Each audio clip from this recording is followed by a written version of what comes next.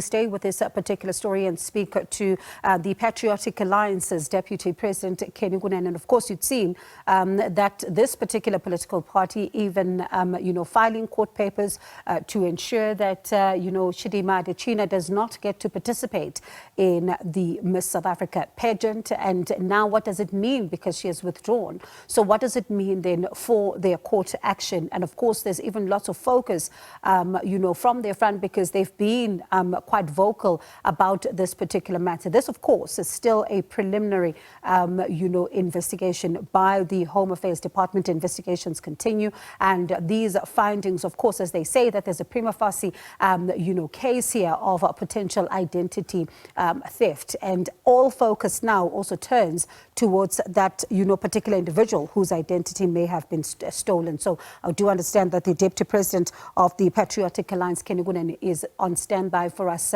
Thank you so much for your time this afternoon. Firstly, let's get your reaction on the record on the statement by Home Affairs.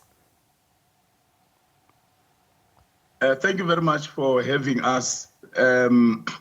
We are not entirely pleased by the statement of Home Affairs, but we are glad that they have uncovered fraud and identity theft that has happened in this regard.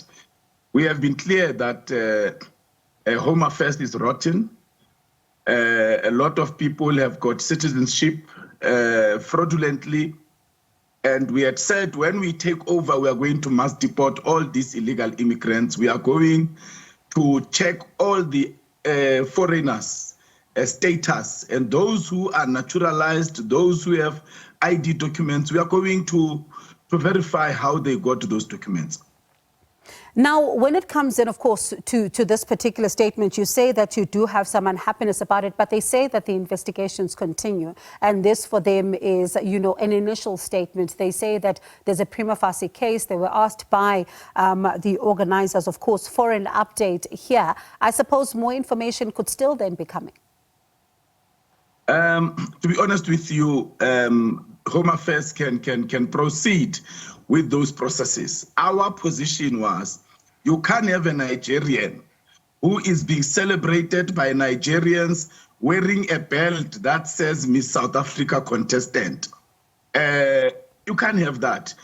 Being a Miss South Africa or participating there, it means you must go and promote the culture of South Africa. You must go and promote the different cultures of that you find in South Africa globally. How is a Nigerian going to talk about lobola? How is a Nigerian going to talk about our cultures in this country? So we have been consistent. After patriotic South Africans reached out to us and said, can you please intervene and help? This is not right, what is happening. And today we are vindicated, because Home Affairs came out clearly that her identity, her being a South African, was done through fraudulent means, through identity theft. So we have indicated. And I think celebrities who have been supporting this woman, South Africans who put the rights of foreigners before the rights of South Africans, have their egg on their face now. She has now deprived a South African of being part of the Miss South Africa contestation after her withdrawal. By the way, her withdrawal does not come from her good heart. Earlier in the week, she said, no one will stop her from contesting Miss South Africa.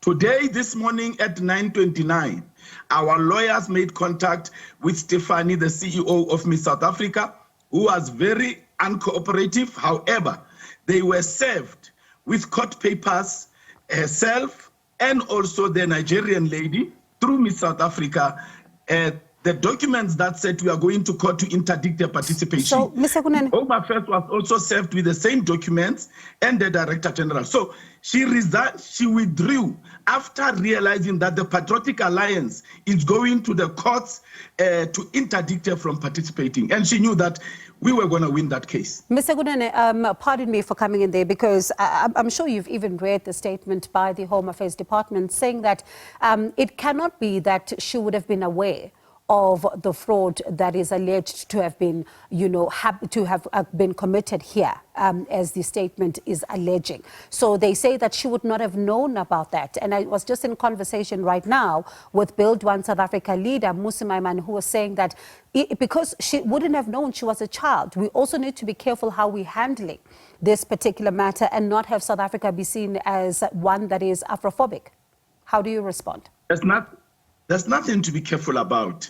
Her father said he came here in 2010, which makes her a 14-year-old. So there are lies being peddled here.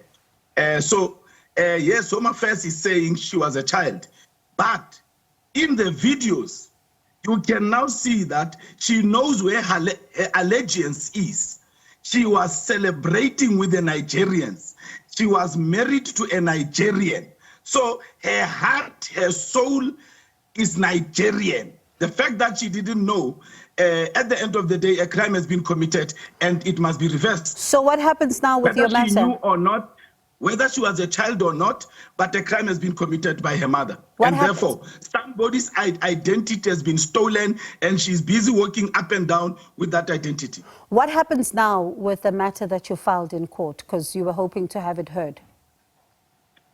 Look, we are going to withdraw the matter because her withdrawal is exactly what we're asking the court to give us. So she realized that she was not going to succeed and we were going to win the case, or she was advised, and that's why she withdrew. So we will not proceed with the case because she has given us what we wanted the court to give us.